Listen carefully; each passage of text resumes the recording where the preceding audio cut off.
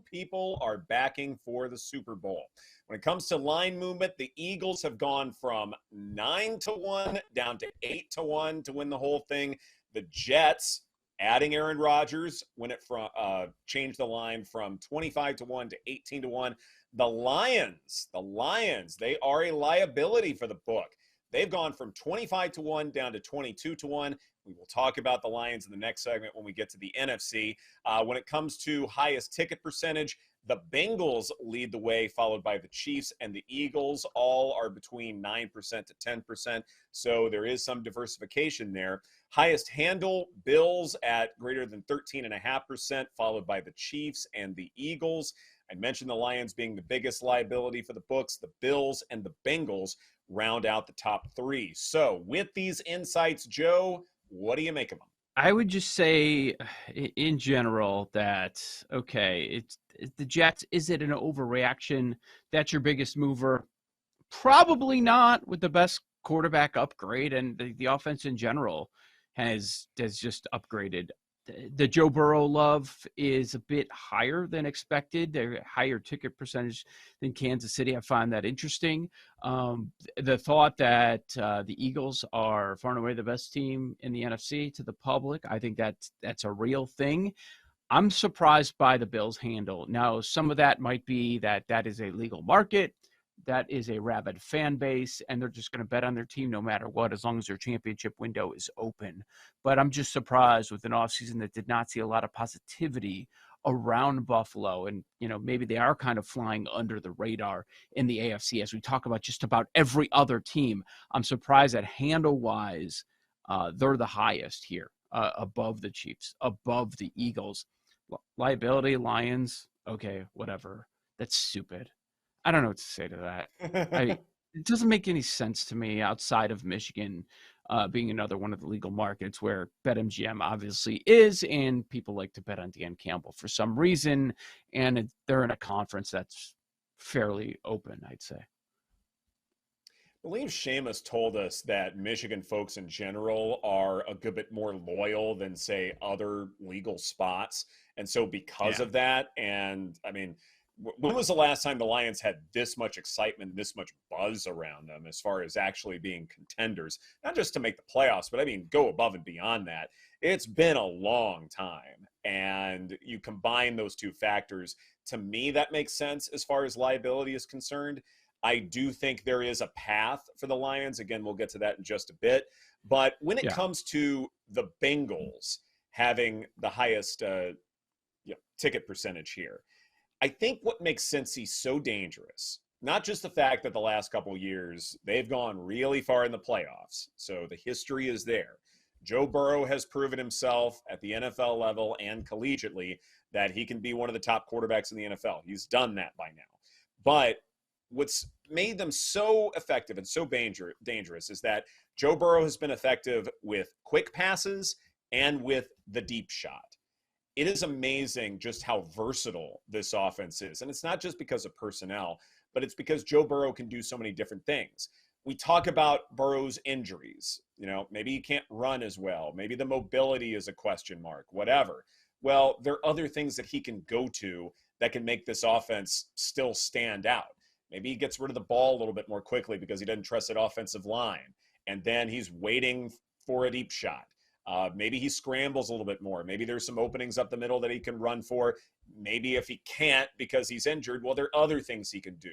The versatility of this offense, I think, is what makes Cincinnati so dangerous here. And look, T. Higgins, amazing with tight windows. Jamar Chase, amazing in man coverage. Tyler Boyd does great things as well. There are skill sets with each individual receiver that most teams don't have at all. And Joe Burrow has options to do just about anything he wants. Favorite, the Philadelphia Eagles at plus 260. Highest ticket proportion goes to the Lions at more than 35%. Wow. Biggest handle also to the Lions. And guess what? The Lions are the biggest liability. Okay. I will actually play devil's advocate here for one moment and explain why I think the Lions at least offer value here. I don't know if I like it. It's not a bet I'm going to make, but this is why I understand it and won't besmirch it. So going back to our Ringer article that we've cited a couple of times now as far as best offenses for this upcoming season, when Jared Goff was the quarterback of the Rams and then later the Lions, you look at offensive DVOA. 2017, the offense for the Rams ranked 6th. 2018, 2nd. Then there was a dip, 16th, 10th, and then 2021, it was 29th, but it has since moved back up to 5th with Ben Johnson as the offensive coordinator for the Lions. So we've seen some excellent years with Jared Goff at the helm. We like the wide receivers. We like the game planning. We will like the running game now. And this is a division where it wouldn't take a whole heck of a lot for the Lions to pull away.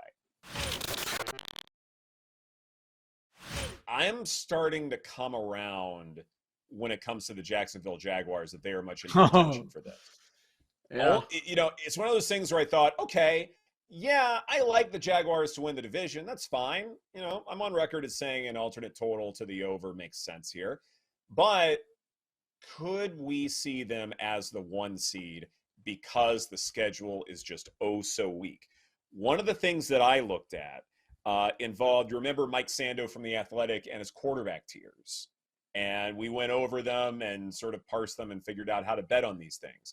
Well, one creative thing he did with these tiers was look at strength of schedule and who these teams are going to be facing. How many tier 1 quarterbacks will this defense have to look at? Tier 2 quarterbacks, those kinds of things. And then suddenly you average those out. And when you do that, you, as I sort of get my list out here, strength of schedule based upon quarterback tiers, you look at the toughest ones. The toughest schedule per this mark would be Miami, and then New England, the Chiefs, the Bills, and the Chargers. You have true contenders on this list who have to face the toughest quarterbacks.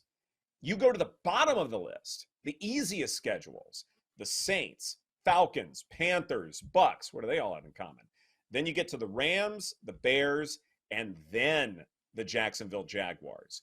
Playing in the AFC South is enormous in terms of Jacksonville's chances. We saw just a few years ago the Tennessee Titans get a 1 seed out of the AFC, and we were a little bearish about them because we knew the team wasn't that great.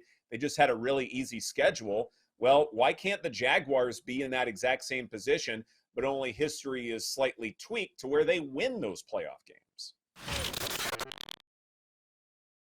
Don't touch it. Seriously. Unless you're looking at the under, this game is terrifying to me. Have you looked at who's playing? Do you know who's going to play quarterback for Utah? Because they're on their third string quarterback right now, and that's terrifying. And then at Florida, you have Graham Mertz. You guys have seen Graham Mertz. He could show up one day and throw 5 touchdowns, and then the next day he could throw 5 interceptions.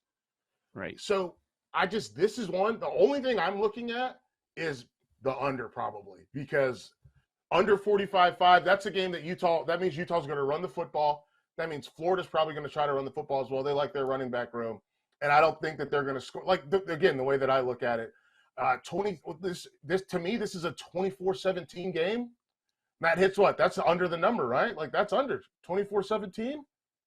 So yeah, that's the way that I view this one. I mean, it could be 17-14 if we're being honest. Just the way Utah's defense plays and the fact that they don't have a quarterback that they like, they might try to use these new clock rules to stretch this game out, to slow it down and really eat up that clock. In Florida, I still have no idea what to expect out of Graham Mertz.